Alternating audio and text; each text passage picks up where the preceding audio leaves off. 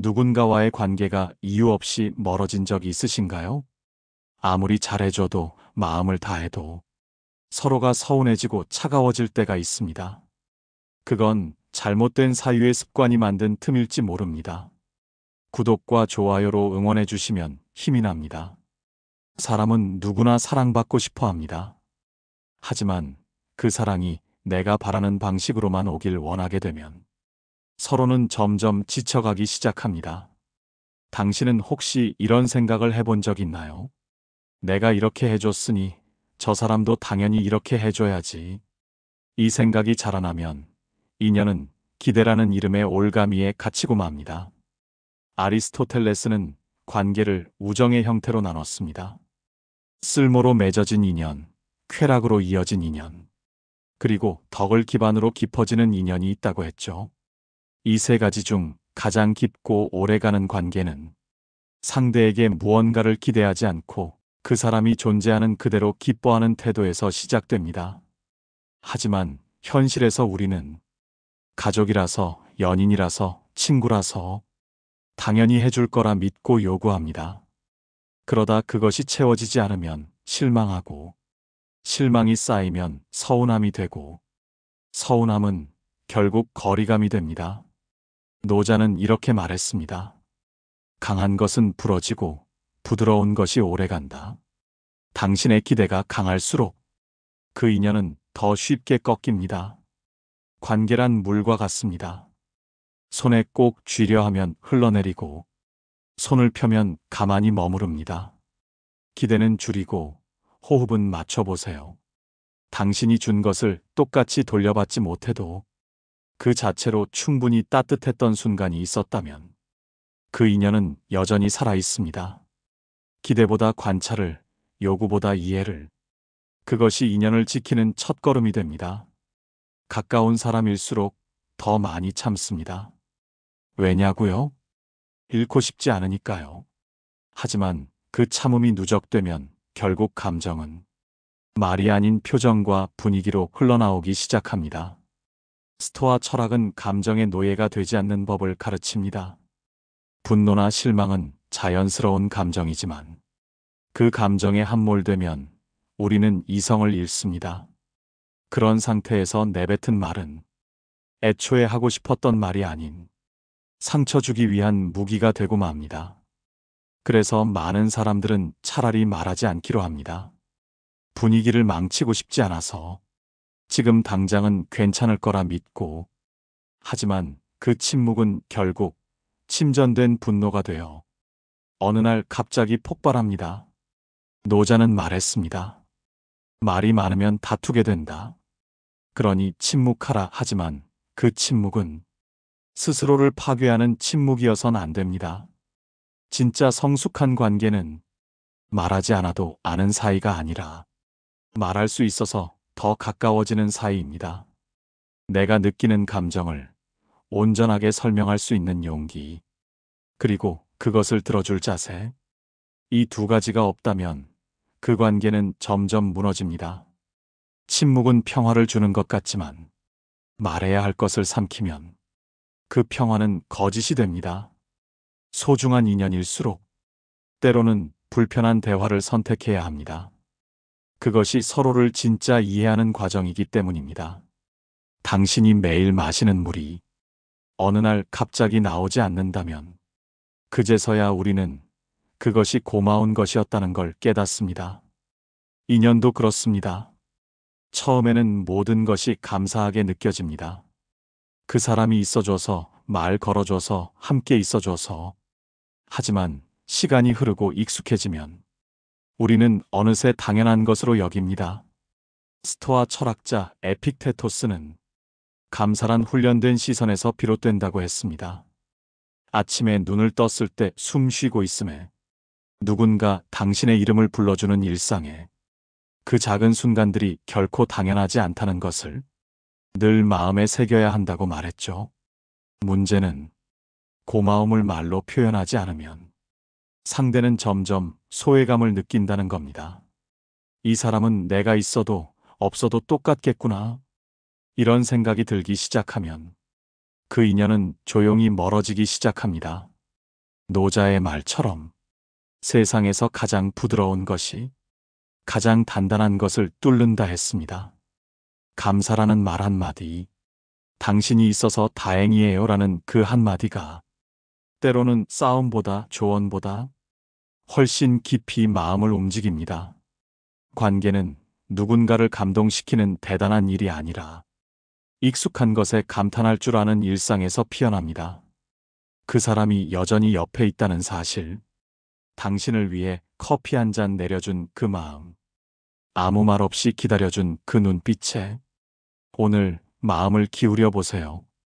감사는 표현하는 사람보다 듣는 사람을 먼저 따뜻하게 합니다. 당신이 먼저 그 인연에게 고마움을 건네보세요. 타인이 나를 아프게 했다고 느낄 때 실은 그 사람이 내 마음을 건드린 것이 아니라 이미 존재하던 내 안의 허기를 흔든 것일지 모릅니다. 왜 나를 이해해주지 않을까? 나는 왜 늘 외로울까? 그 질문에는 타인보다도 스스로에게 던져야 할 물음이 숨어 있습니다. 칸트는 인간의 존엄성을 타인의 인정을 통해서가 아니라 이성적 판단과 자율성 안에서 찾으라 했습니다. 하지만 우리는 살아가며 끊임없이 누군가의 관심, 인정, 위로를 갈구합니다. 그리고 그 갈증이 클수록 관계는 점점 불안해지고 상대의 말과 행동 하나하나에 흔들리게 됩니다. 사람과 사람 사이에서 나는 괜찮은 사람이다라는 믿음이 없으면 모든 대화는 불안과 감시가 됩니다. 왜 늦게 답했는지, 왜 눈을 피했는지, 왜 예전 같지 않은지, 그 끝없는 해석은 결국 진짜 마음을 가려버립니다.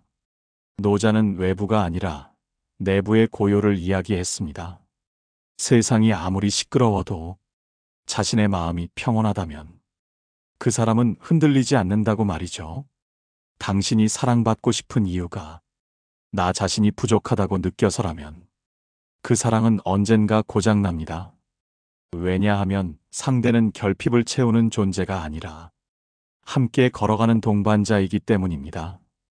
아리스토텔레스는 인간의 목적을 행복이 아니라 탁월함에 두었습니다. 그 말은 내면이 자라야 관계도 성숙해진다는 뜻입니다. 사랑은 내가 누구인지 명확할수록 더 깊고 건강하게 자랍니다. 당신 안의 빈틈을 타인에게 메워달라 하지 말고 스스로의 그림자를 먼저 마주해 보세요. 모든 관계는 거리에서 시작됩니다. 너무 가까우면 숨이 막히고 너무 멀면 마음이 식습니다. 스토아 철학은 무심함을 덕목으로 여깁니다. 여기서 말하는 무심함은 냉정하거나 차가운 태도가 아니라 불필요한 감정에 휘둘리지 않는 내면의 거리두기를 뜻합니다. 관계가 무너질 때 많은 이들은 더 붙잡고, 더 설명하고, 더 곁에 있으려 애씁니다.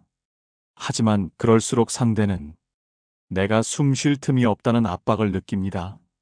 노자는 자연의 이치를 따르라 했습니다. 물이 흐르듯 관계도 자연스럽게 오고 갈 수 있어야 한다고요. 때로는 말없이 기다려주는 시간, 때로는 서로를 놓아두는 간격이 오히려 관계를 더 깊게 합니다. 사람과 사람 사이엔 보이지 않는 숨구멍이 있습니다. 아무리 사랑해도, 아무리 친해도 각자의 공간이 사라지면 그 인연은 곧 지칩니다.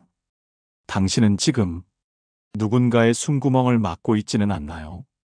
혹은 상대가 들어올 공간을 당신이 스스로 닫아버리고 있지는 않나요? 아리스토텔레스는 말했습니다. 좋은 우정은 함께 있지 않아도 서로를 신뢰할 수 있을 때 완성된다고요. 간격은 관계를 멀어지게 하는 게 아닙니다. 오히려 그 간격 덕분에 각자가 자라고 그 다음에 더 깊이 만날 수 있습니다. 어떤 인연은 잠시 멀어져야 비로소 서로를 더 선명히 바라보게 됩니다. 당신의 마음이 너무 앞서가고 있다면 잠시 걸음을 늦춰보세요. 그 사람도 당신도 조금 더 건강한 모습으로 다시 마주하게 될 겁니다. 사람은 하루에도 수십 번 말하지 않은 말을 건넵니다. 눈빛으로, 표정으로, 말끝의 온도로. 어떤 관계는 바로 그 보이지 않는 말 때문에 멀어집니다. 당신은 혹시 말로는 괜찮다는데 왜 더 서운하지? 이런 감정을 느껴본 적 있으신가요? 그건 상대의 말이 아닌 태도에서 느낀 무심함 혹은 냉소 때문일지 모릅니다. 스토아 철학은 내면의 감정이 얼굴과 말투로 흘러나오는 걸 자신의 의지로 다스려야 한다고 말합니다. 내가 느끼는 감정은 나의 것이지만 그 감정이 상대에게 어떻게 전해질지는 전적으로 내 태도에 달려 있다는 뜻입니다. 말은 하지 않았지만 내가 뿜어내는 분위기, 불편한 눈빛 하나, 멍하니 지나가는 무표정이 상대에게는 천마디 말보다 더 큰 의미로 다가갑니다. 노자는 큰 소리는 들리지 않는다고 말했습니다. 진짜 감정은 말보다 더 조용한 방식으로 흐릅니다. 따뜻함도 차가움도 결국은 말이 아니라 태도에서 먼저 전해집니다. 사람은 자신이 받는 에너지에 민감합니다. 함께 있는 시간이 길어질수록 서로의 숨소리, 미묘한 표정, 대화 사이의 침묵까지도 일종의 언어가 됩니다. 무심코 던진 눈빛, 무의식 중의 한숨, 의도하지 않은 말 끊기. 이 모든 것이 때로는 나는 지금 너에게 관심 없어라는 신호로 읽힙니다. 인연은 말보다 태도에서 무너집니다. 내가 무슨 말을 했는지보다 내가 어떤 분위기로 있었는지가 더 오래 남고 더 깊은 상처를 남깁니다. 그래서 당신의 말보다 당신이 머무는 방식이 더 중요합니다. 말하지 않아도 따뜻한 사람, 말을 해도 불편한 사람. 그 차이는 바로 이 비언어적 신호에서 시작됩니다. 누군가와의 인연이 끝났을 때 우리는 자신에게 묻습니다. 내가 뭘 잘못했을까? 왜 이런 일이 반복될까? 그 질문은 때로 자신을 탓하고 움츠러들게 합니다. 하지만 니체는 말합니다. 삶의 고통은 회피하거나 부정할 대상이 아니라 더 깊은 존재 인식을 향한 문이라고요. 관계가 실패로 느껴질 때 그 아픔은 당신의 결핍만을 드러내는 게 아닙니다. 그 안에는 당신이 어떤 사랑을 원하는지, 어떤 방식으로 타인을 대하는지, 당신의 세계가 어떻게 작동하는지를 비추는 거울이 있습니다. 니체는 인간이 되기 위해선 끊임없이 부서지는 경험을 통과해야 한다고 했습니다. 사랑도 그렇습니다. 한 번의 인연이 끝났다고 해서 그것이 당신이 모자란 사람이란 증거는 아닙니다. 오히려 그 실패 속에서 당신은 질문하게 됩니다. 나는 무엇을 원하고 있었나? 나는 진심으로 사랑했는가 아니면 외로움을 달래려 했는가? 이 질문은 고통스럽지만 그 어떤 책이나 강의보다도 당신 자신에 대해 명확히 말해주는 통찰입니다.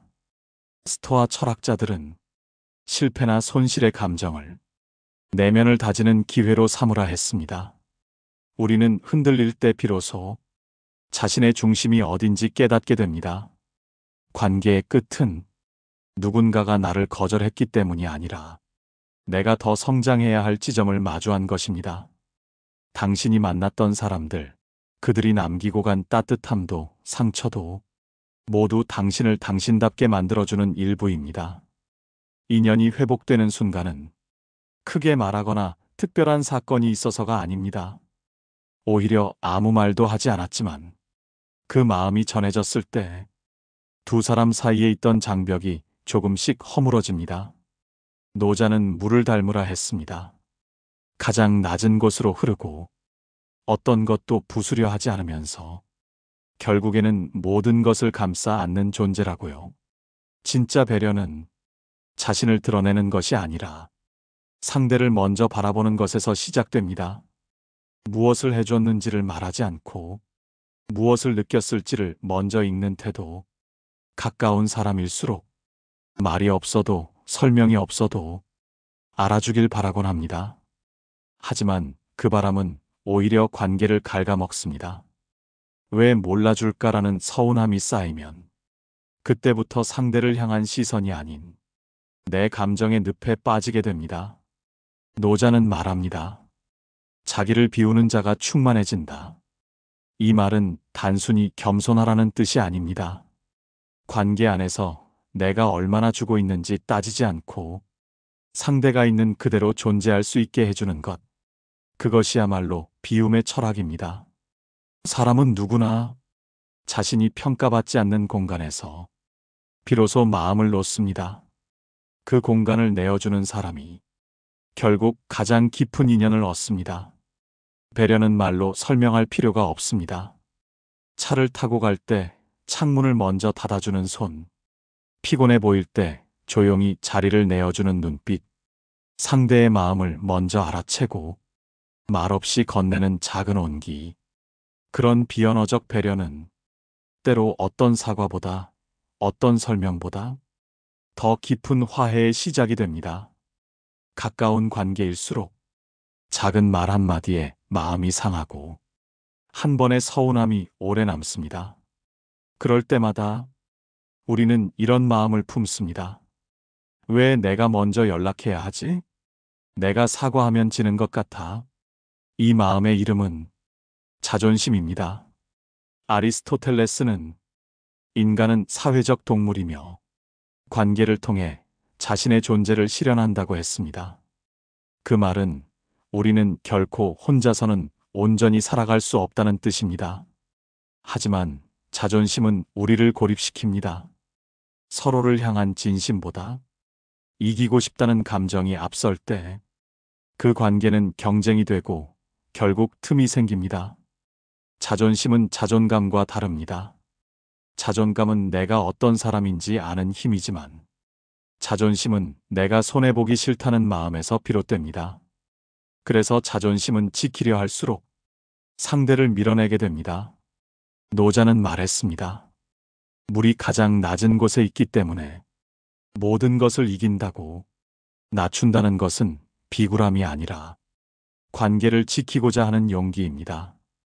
한 발 물러서 말하는 미안해는 나를 낮추는 말이 아니라 그 인연을 더 크게 만드는 말입니다. 당신은 지금 누군가와의 사이에서 먼저 다가가지 않으면 지는 것 같다고 느끼고 있진 않나요? 그렇다면 한번 스스로에게 물어보세요. 당신이 진짜 지고 싶지 않은 건 자존심인가요? 아니면 그 사람과의 인연인가요? 때로는 먼저 손 내미는 사람이 가장 강한 사람입니다. 그 용기가 있을 때 다쳤던 마음도 멀어진 거리도 다시 가까워질 수 있습니다. 세상에는 수많은 만남이 있습니다. 스쳐가는 인연, 잠시 머무는 인연, 그리고 긴 시간에 걸쳐 천천히 뿌리를 내리는 인연. 그 중에서도 끝까지 남는 인연은 의외로 거창한 사건이 아닌 사소한 순간의 축적에서 비롯됩니다.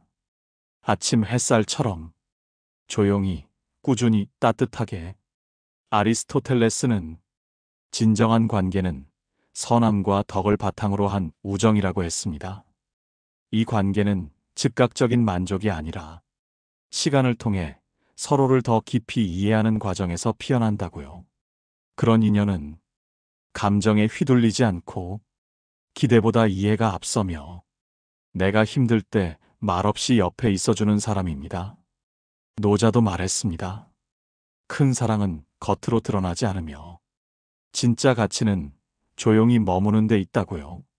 진짜 오래가는 인연은 서로를 변화시키려 하지 않습니다. 대신 함께 머무르며 자연스럽게 변해갑니다. 같이 있어도 조급하지 않고 떨어져 있어도 불안하지 않은 관계. 그런 관계가 결국 우리 삶에 가장 깊은 위로를 건넵니다. 스토아 철학자들이 강조한 건 관계에 의존하지 않고 관계를 통해 더 성숙해지는 내면의 성장이었습니다. 그 말은 진짜 좋은 인연은 나를 더 좋은 사람으로 만들게 한다는 뜻입니다.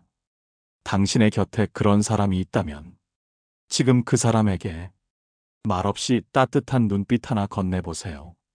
말보다 눈빛이 먼저 닿고 행동보다 마음이 먼저 움직이는 그 순간, 당신은 알게 될 겁니다.